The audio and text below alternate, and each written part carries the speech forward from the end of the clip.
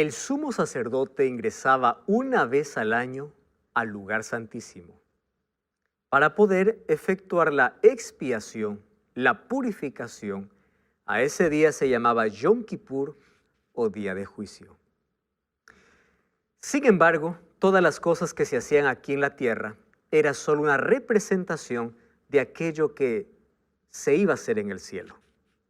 Porque cuando Dios envió a construir el santuario, en Éxodo capítulo 25, versículo 8, le dice, hazlo conforme al modelo que te ha sido mostrado. Quiere decir que el verdadero santuario está en el cielo. Sin embargo, si en la tierra se purificaba porque los pecados ingresaban día a día al santuario, ¿qué necesitaba purificarse en el cielo? Muy buena pregunta. Bienvenido a Biblia Fácil. Está comenzando una vez más el libro de Daniel. Gracias por acompañarnos, gracias por tus saludos, gracias por tus comentarios. Un abrazo a los que nos están siguiendo a través de la TV, a través de YouTube, a través del Facebook oficial de la TV Nuevo Tiempo también, porque este programa se transmite semana a semana. Un grande abrazo, Dios te bendiga. Gracias por acompañarnos. Gracias también por este lindo grupo con quien compartimos más allá de una conversa aquí en el programa. Compartimos nuestras experiencias, es lindo aquí estar de diferentes países, diferentes culturas, diferentes creencias incluso. Sin embargo, hay algo que aquí nos ha unido y es el interés por conocer el plan de Dios para nuestra vida. Y no existe nada mejor en esta vida que dedicar tiempo para abrir la Biblia, para conocer el plan de Dios, porque eso es la verdadera felicidad que uno tiene o que uno siente cuando descubre un tesoro delante de sus ojos. Y la Biblia es un tesoro que hay que descubrirla todos los días. Bienvenidos. Vamos a tocar hoy un tema tan importante acerca de 2.300 tardes y mañanas. Más solamente es un número para nuestro título.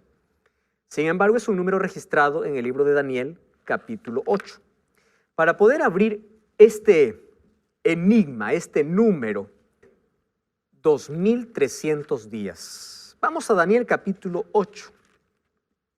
Daniel capítulo 8.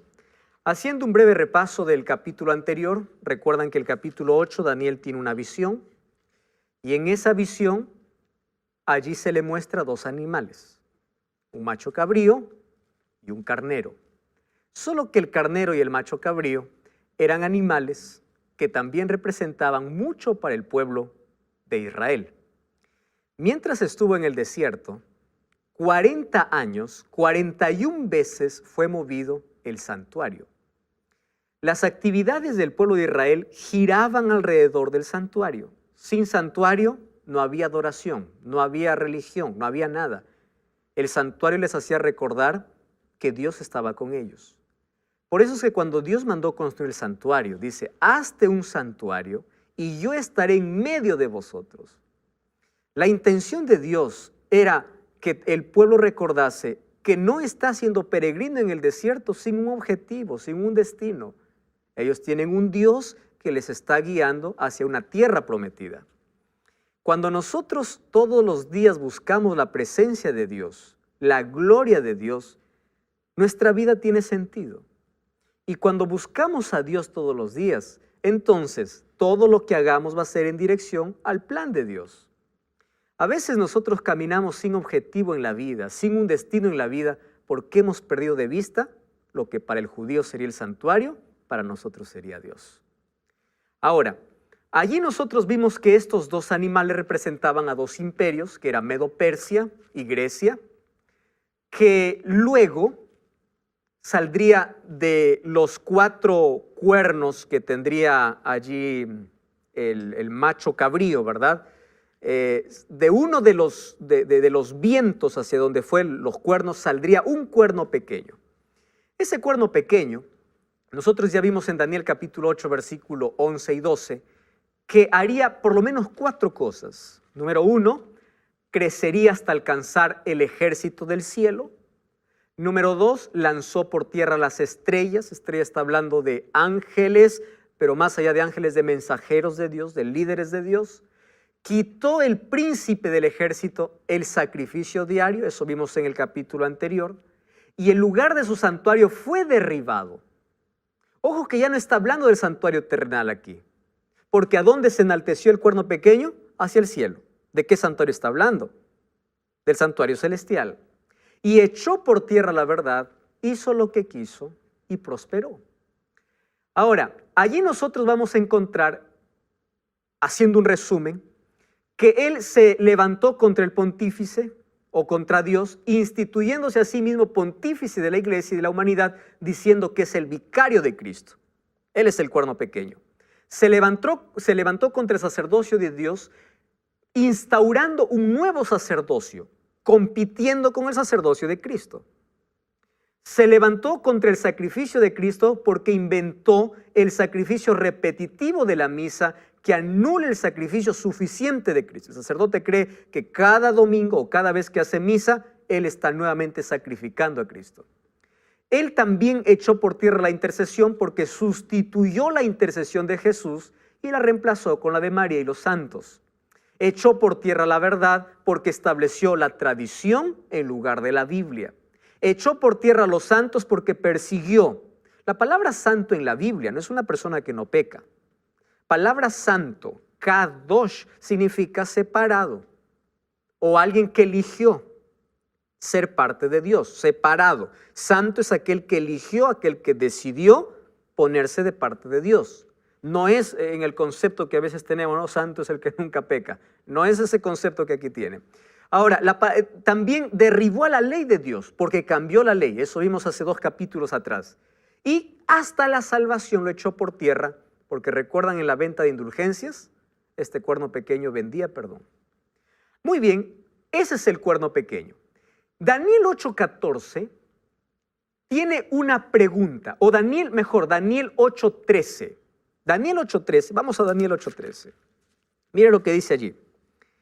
Entonces oí hablar a un santo y a otro de los santos. Recuerden que Daniel está en visión. Aquí son seres celestiales que hablan. Y le preguntaba y le decía, ¿hasta cuándo durará la visión del sacrificio continuo?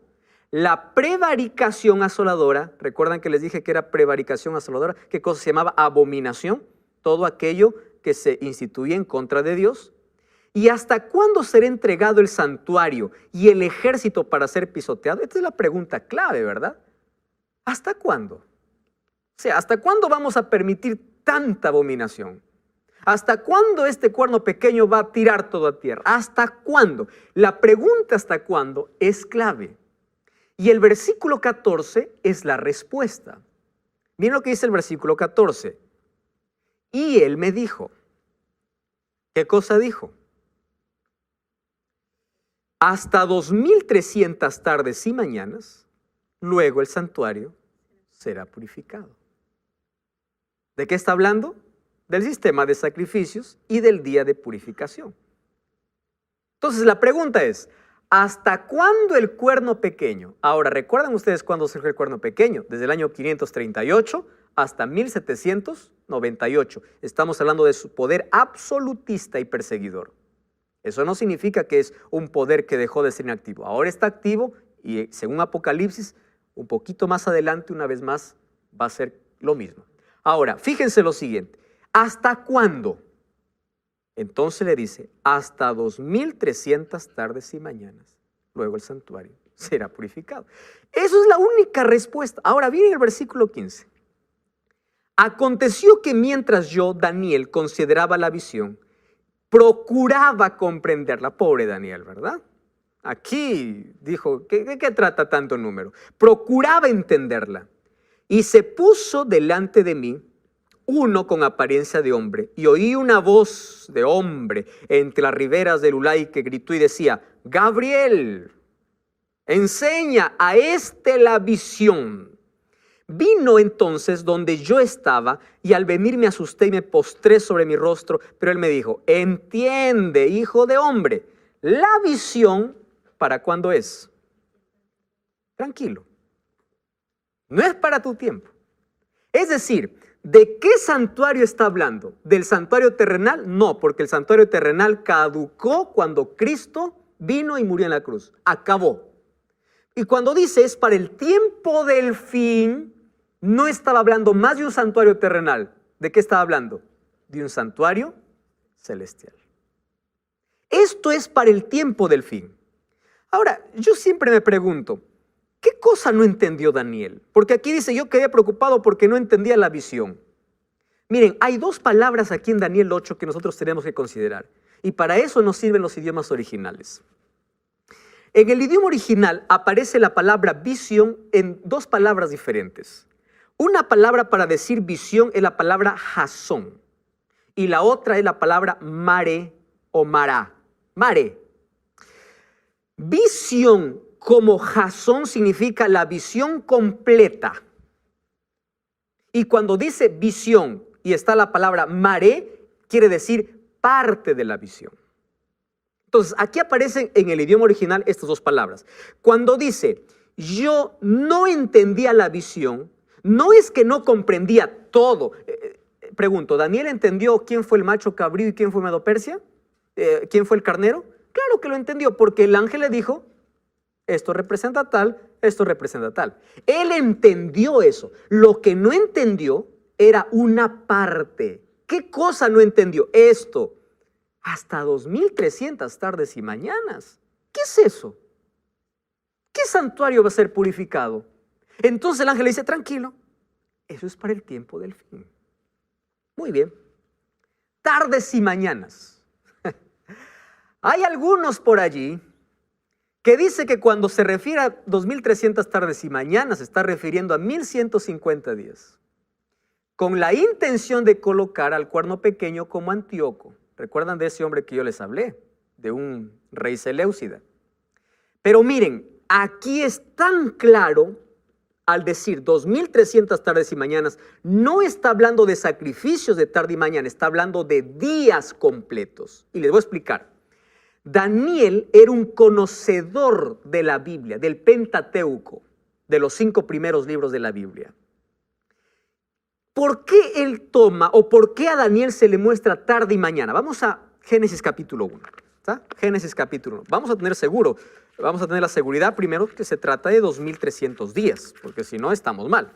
Vamos a allí en la escuela preterista o en la dispensacionalista. Génesis capítulo 1. Muy bien, vamos a leer, versículo 5. Llamó Dios a la luz día, a las tinieblas noche, ¿y qué cosa dice? Fue la tarde y la mañana. Ahora les pregunto, ¿a cuánto equivale una tarde y una mañana? ¿Está claro el asunto? Muy bien. Tarde y mañana, ¿cuánto equivale? Y si ustedes leen todo el capítulo 1, para cada día, tarde y mañana. Ahora escuchen. ¿Cómo Dios dividió los días? Jesús dijo, el día tiene 12 horas oscuros y 12 horas claras. Miren, para nosotros un día, ¿qué horas comienza? A la medianoche. Eso es para nosotros y eso no está bien. Bíblicamente, un día comienza en la tarde hasta la mañana del día siguiente. Les explico. Cuando el sol se pone, está terminando un día y está comenzando otro. Entonces, tarde, noche, 12 horas oscuras. Al día siguiente, cuando el sol se oculta, acabó un día. No comienza a la medianoche. ¿Cuándo comienza? A la puesta del sol. Por eso dice, tarde y mañana, un día. Es por eso que en el mundo cristiano de aquellos que guardan el sábado, cuando es viernes y el sol se pone, le dicen feliz sábado. Entonces están locos. Si hoy es viernes, no, porque bíblicamente es tarde y mañana. ¿Cuándo comienza el sábado entonces? El viernes a la puesta del sol. ¿Cuándo termina el sábado? El sábado a la puesta del sol. Tarde y mañana. ¿A cuánto representa? A un día. ¿Comprenden este asunto? Tenemos que ahora pensar cómo en la Biblia fue escrito o cómo Dios determinó. Bueno, después vinieron todos los cambios porque el cuerno cambió tiempos y ley también. Tiempos también cambió, ¿verdad? Muy bien, entonces está refiriéndose a días completos. Porque si no fuese así, cuando dice el diluvio vino sobre la tierra 40 días y 40 noches, hubiese dicho solamente fueron 20 días. Eso es ilógico. O si nosotros decimos tarde y mañana representa a la mitad o a 1150 días, como algunos dicen, entonces Dios no hizo toda la creación en una semana, sino en 3 días y medio. La Biblia es tan clara al decir tarde y mañana equivale a un día. ¿Está claro ese asunto? Genial. Muy bien. Ahí incluso usa una palabra, erek boker, que es la misma que usa en Génesis, tarde y mañana, para referirse a un día. Ahora fíjense, dice será purificado. Purificado. Entonces aquí viene la pregunta. Si en el cielo no hay pecado, ¿verdad? Ya se preguntaron ustedes, ¿y por qué necesita ser purificado? ¿Qué significa purificar? Purificar significa sacar la suciedad o la impureza de lo que está sucio. Manchaste la camisa, vas a purificarlo, no solo con agua, si es necesario poner lejía. Purificar es volver a su estado natural, sin mancha. Y ahora, ¿qué necesitaba ser purificado en el cielo? Ahora, ¿recuerdan ustedes la abominación asoladora que hizo el cuerno pequeño? Todo lo que hizo en contra del ministerio de Cristo. ¿Se acuerdan ustedes del día de la expiación? Los pecados eran transferidos ¿a dónde? Del pecador al cordero. ¿Y del cordero a dónde entraba? Al santuario. El santuario era purificado porque cuando moría otro cordero en el día de la expiación, todos los pecados acumulados salía. ¿Y a dónde los llevaba? A un macho cabrío que estaba afuera esperando para morir en el desierto, en representación al diablo, porque él es el culpable de todo pecado. Cristo nos rescató con su sangre, pero finalmente el diablo pagará por todo lo que hizo. ¿Correcto? Ahora, fíjense una cosa, libre de impurezas en el cielo. ¿Y por qué? Para eso nosotros tendríamos que comprender bien el santuario en la tierra. De paso les mencioné que el santuario es el tema principal en toda la Biblia. Miren, en el Pentateuco el santuario está mencionado 45 veces. Entre los profetas, 45 veces más. En el Antiguo Testamento, más de 150 referencias lo hacen para el santuario. Salmos fue escrito para el santuario. Y Apocalipsis fue escrito también tomando los compartimentos del santuario. Es decir, en toda la Biblia, el santuario es un tema principal. ¿Por qué? Porque en el santuario estaba la representación del sacrificio de Cristo. Por eso es que Cristo llega a ser el centro de todo. Ahora, fíjense lo que sucede. Cuando Dios pide a Moisés que haga un santuario, según Éxodo 25:8, le pide que lo haga según el modelo que le muestra. Quiere decir, el original está allá en el cielo. Ahora, este santuario tenía una purificación que era una vez al año. ¿Recuerdan cuándo se hacía? El 10º día del mes séptimo. ¿Cómo se hacía? ¿Recuerdan que traían 2 animales? Uno era para Dios y el otro representaba a Satanás.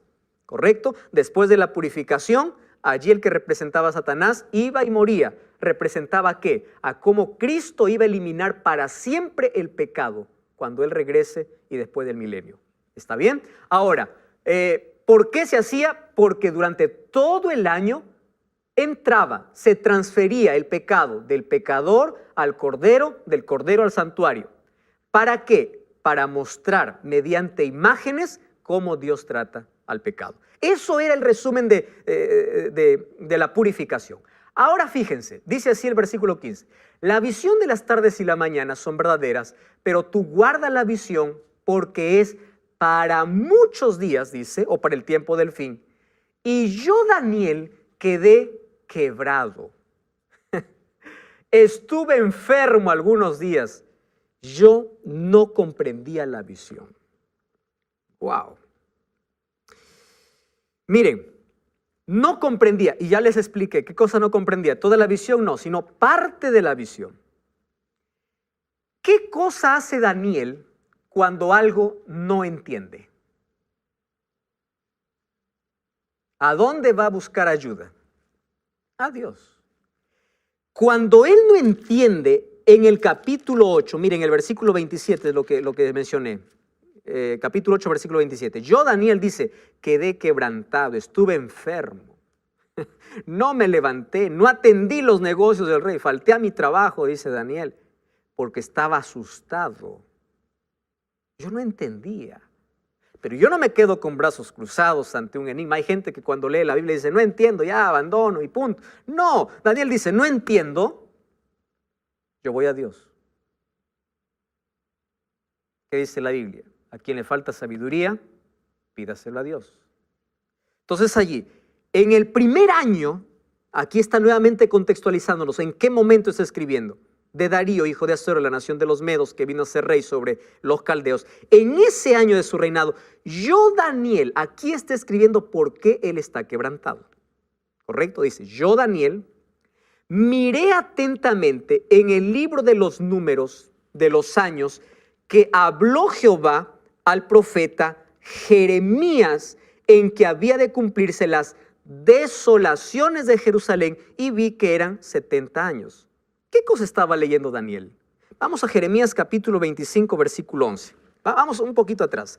150 años antes de que ocurriese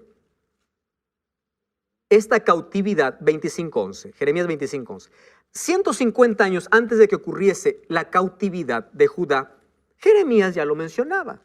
Por eso, a aquel que lee la Biblia no le asusta lo que viene. 25:11. Él sabía por qué habían sido llevados cautivos. Quien lee la Biblia está seguro y sigue confiando en Dios. Miren lo que dice 25:11. Toda esta tierra será convertida en ruinas y en espanto, y servirán estas naciones al rey de Babilonia. ¿Cuántos años dice? Entonces él empezó a contar. A ver, dijo, ¿cuándo comenzó? 605, empezó a contar todos los eventos. Ah, no, ya son 70 años. Es decir, ya tiene que cumplirse. Pero ¿por qué cosa tenía que cumplirse? Nabucodonosor hizo 3 invasiones, eso lo vamos a mencionar luego, 3 invasiones a Jerusalén. En la tercera destruyó el templo, en el año 586. Se acabó para ellos el sistema de sacrificios, su adoración. Entonces Daniel estaba preocupado y decía, Señor, ya se cumplió. Y ahí él empieza a orar y dice, volví mi rostro a Dios buscándole en oración, en ayuno. Estaba con ropas ásperas. Versículo 5 le dice, Señor, hemos pecado. ¿Saben qué cosa me gusta de la oración de Daniel? Daniel, por más que sea fiel a Dios, él no dijo, Señor, yo estoy sufriendo por la culpa del otro. ¿Era fiel Daniel o no? Sí. Pero él se involucró y dijo, hemos pecado. Yo les voy a decir algo importante. ¿Saben a dónde nos lleva la oración? A tener más luz sobre nuestra condición. Cuando tú te miras en un espejo y no hay mucha luz, tú te ves perfecto. Le pones mayor luz, ves una imperfección. Y le pones más luz, más imperfecto te ves. ¿Por qué? Eso hace la oración. La oración te hace depender de Dios, porque allí cuando más oras, te ves más imperfecto y sabes que necesita más de Dios. Por eso es que la persona que vive lejos de Dios se siente capaz, se siente perfecto, porque está en la oscuridad. Pero mientras más vea la luz, más pecador se siente.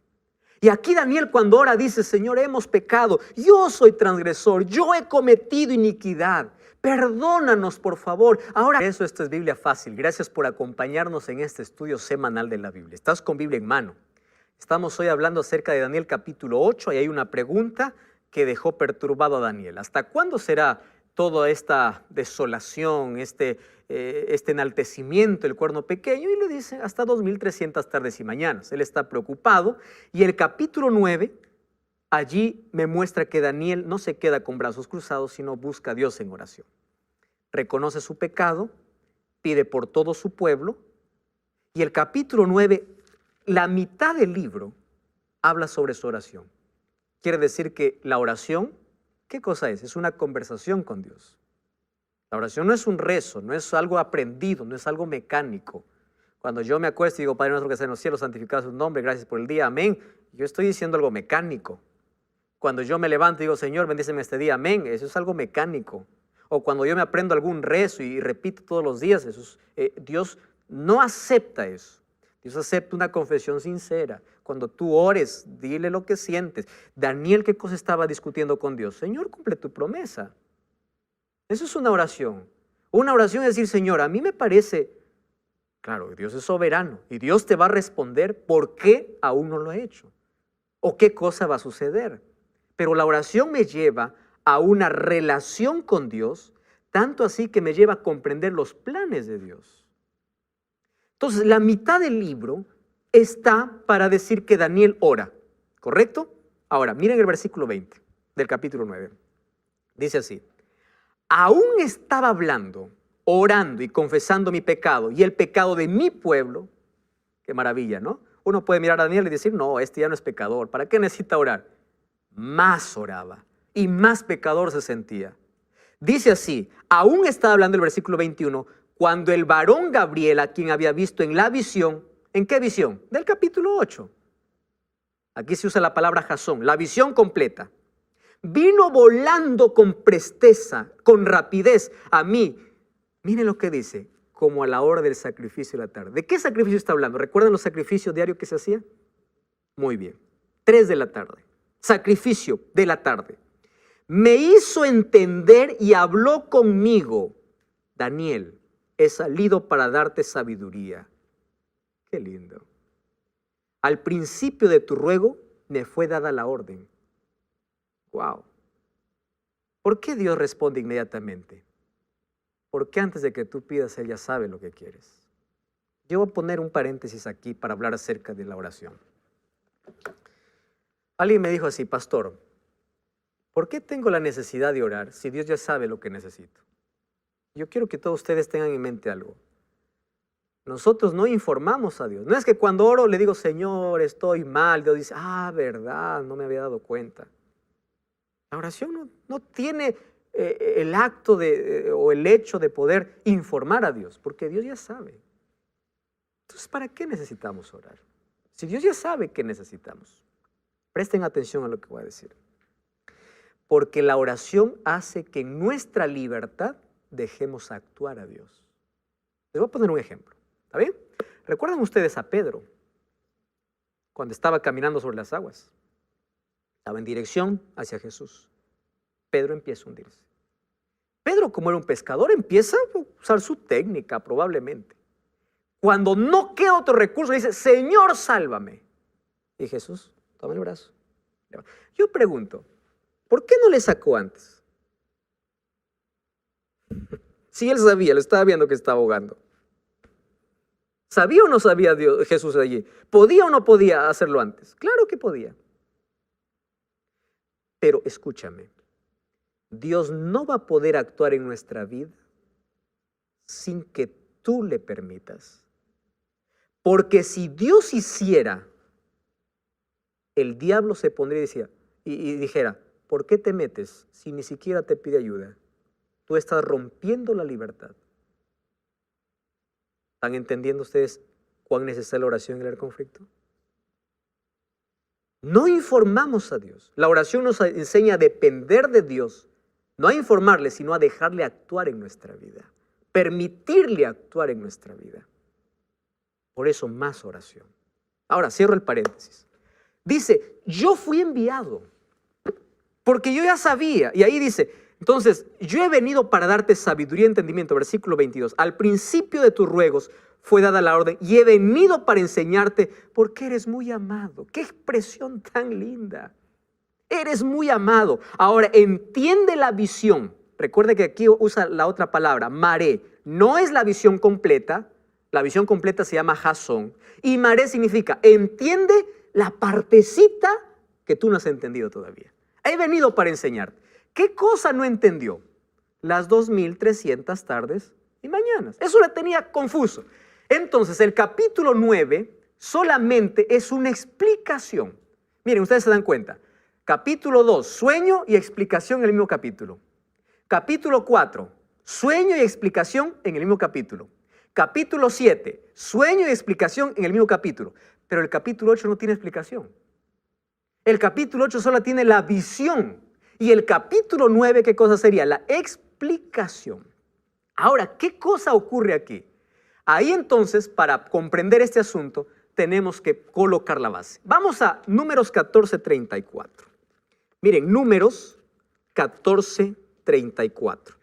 Allí dice la Biblia, así, Números 14:34. Conforme al número de los días, de los 40 días que empleáis en reconocer la tierra, cargaréis con vuestras iniquidades. Dice así, 40 años, un año por cada día. ¿De qué está hablando? No de 40 días literales, sino a cada día. ¿Cómo se debía interpretar? Como un año. Si nosotros vamos a Ezequiel capítulo 4, versículo 6, vamos a encontrar la misma expresión, ¿correcto? Para que nadie piense que somos nosotros los que inventamos la expresión día por año. Ezequiel capítulo 4, versículo 6 y versículo 7, dice así, 4:6. Cumplidos estos te acostarás por segunda vez, ahora sobre tu lado derecho, llevarás la maldad de la casa de Judá, que dice 40 días, solo que día por año te he dado. ¿Conocía esta expresión Daniel? Perfectamente. Ahora sí, comprendan esto. Vamos a Daniel 9, no me pierdan Daniel 9, porque aquí está la explicación. Esto es lo más sabroso de este libro y de este capítulo. Miren, Daniel capítulo 9. Versículo 24. Entonces dice Gabriel, yo he venido para explicarte. Dice así: 70 semanas están determinadas para tu pueblo y para tu santa ciudad. La palabra determinada, ¿saben qué significa? Cortada. Es decir, de los 2300, ¿qué cosa le dijo? Eso es para el tiempo del fin. Ahora te voy a decir qué cosa es para tu tiempo. De los 2300, 490 son cortados. Vamos a cortar de los 2300, 490 para tu pueblo. ¿En qué estaba pensando Daniel? En su pueblo. ¿Por qué oró Daniel? Por su pueblo. Entonces dice, 490 años están determinados. Es decir, cortamos a los 2300, ¿cuánto? 70 semanas, porque ahí dice 70 semanas están determinadas sobre tu pueblo. ¿Está correcto eso? Muy bien. Ahora, ¿qué cosa más dice? Algunos dicen, no, estas semanas no tienen nada que ver con años. Miren, si las 69 semanas son literales, entonces, para restaurar y construir a Jerusalén, que fue en el siglo IV, hasta el Mesías, el siglo I, habrían sido 69 semanas, o sea, un año. Esto es ilógico, ¿correcto? Fue más de un año. Entonces, el principio de día por año debe aplicarse aquí. Si nosotros tomamos literalmente los 2300 días, 2300 días son 6 años. Y en 6 años nunca se cumpliría todo lo que dijo aquí el profeta. Es por eso que cuando alguien les pregunte, no, eso no tiene que ver con años, sino con días, presenten este argumento. Es imposible. Aquí la profecía está hablando de día por año. Entonces vamos a entender la profecía. 2300 tardes y mañanas, de los cuales dice 70 semanas son ¿para quién? Para el pueblo de Israel. Ahora, ayúdenme a pensar conmigo. ¿Cuántos días tiene una semana? 7. ¿Cuánto es 70 por 7? 490. Entonces, cuando dice 70 semanas ¿a cuánto equivale? A 490 años. ¿De dónde se cortó eso? De los 2300 años. 490 son para el pueblo judío. Muy bien. Ahora la pregunta es, si yo quiero saber cuándo terminan los 2300 días o cuándo terminan los 490 años, debo tener un comienzo o no, porque si no, yo puedo tomar cualquier fecha y digo, se cumple acá y acá. La Biblia lo dice. Miren lo que dice el versículo 27, 9:27 o 26, 27. Perdón, vamos al 25. Sabe pues y entiende, desde la salida de la orden para restaurar y edificar a Jerusalén hasta el Mesías príncipe. ¿Quién es el Mesías príncipe? Cristo. ¿Está bien? Habrán 7 semanas y 62 semanas se volverá a edificar la plaza y el muro en tiempos angustiosos. Espere, todavía termino la idea. Después de las 62 semanas se quitará la vida al Mesías, nada quedará, el pueblo de un príncipe que ha de venir destruirá el santuario. Versículo 27. Y por una semana más confirmará el pacto a muchos y a la mitad de semana hará cesar el sacrificio. Parece un trabalengua esto, ¿no? A ver, vamos a ponerlo aquí en orden. Presten atención acá. ¿Cuántas semanas son para el pueblo de Israel? 70. Solo que esas 70 semanas están divididas en 3 periodos. Primero, 7 semanas, luego 62 semanas. ¿Cuánto es 62 más 7? 69. ¿Cuánto falta para 70? 1.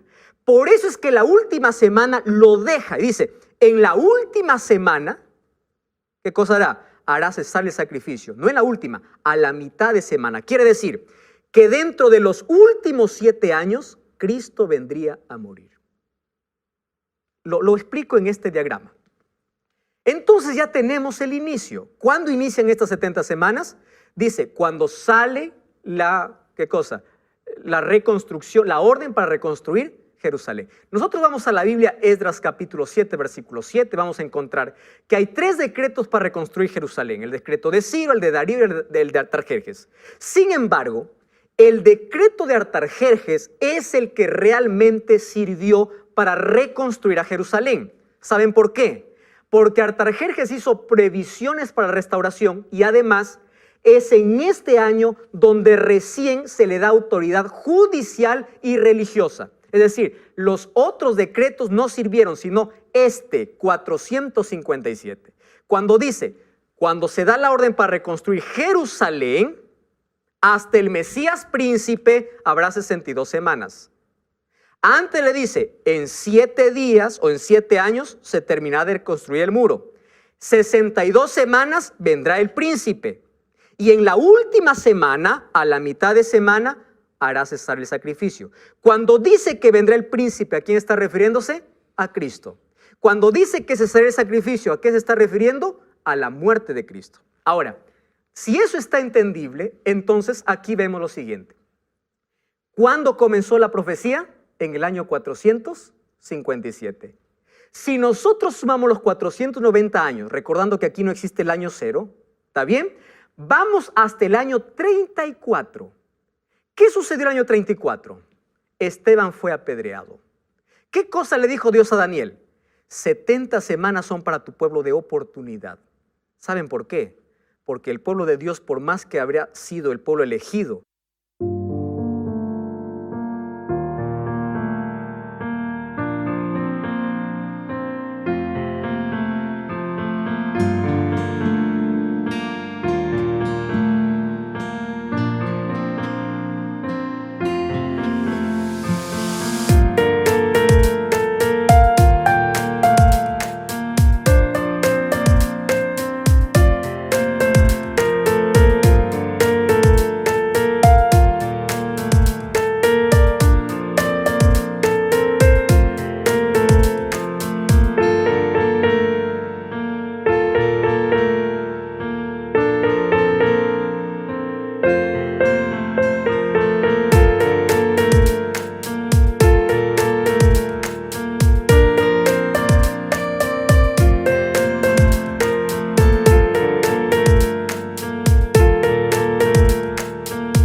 no cumplió con el ideal de Dios. Y cuando murió Esteban, el pueblo judío dejó de ser el pueblo privilegiado y pasó a los gentiles. ¿Recuerdan ustedes cuando Pablo fue llamado para ser apóstol de los gentiles? Es decir, Dios ya no tiene un pueblo exclusivo como eran los judíos. Ahora, miren qué cosa es lo que ocurre. Aquí acabaron entonces los 490 años. Ahora, Gabriel dividió esos periodos en 7 semanas, 62 semanas, más 1 semana. 7 semanas, 7 por 7, ¿cuánto equivale? 49. 62 semanas por 7, 434. Una semana equivale a 7 años. Aquí está 62 más 7 más 1, 70. 49 más 434 más 7 da 490 años. Es decir, 70 semanas equivale a 490 años, solo que el ángel lo dividió ¿en cuántos periodos? En 3 periodos. ¿Por qué lo dividió en 3 periodos? Entonces vemos, en 7 semanas, este primer periodo significa que aquí recién terminó de reconstruirse Jerusalén. En este primer periodo, 49 años. Ahora dice que habrá 62 semanas hasta el Mesías príncipe. Aquí, ¿cuándo inicia esta última semana? Con el bautismo de Jesús. Ahora fíjense ustedes. ¿Cuándo Jesús se bautiza? ¿Recuerdan ustedes el bautismo de Cristo? Jesús se bautiza, aquí vamos a esperar, aquí está la reconstrucción del muro de Jerusalén, año 408. En el año 27, Jesús es bautizado. Aquí daría inicio a la última semana. 27 más 7, ¿cuánto da? 34. En el año 34 acaban los 490 años, pero la profecía dice que a la mitad de semana haría cesar el continuo, es decir, ya no más se necesitarían ofrendas de corderos. Entonces, ¿cuál sería la mitad de 27 y 34? Jesús murió el año 31, exactamente cumpliendo todas las profecías. Por eso es que Jesús, o la Biblia dice que Jesús vino cuando se cumplió el tiempo. Dios es puntual y Dios es exacto. Ahora, presten atención aquí a un detalle.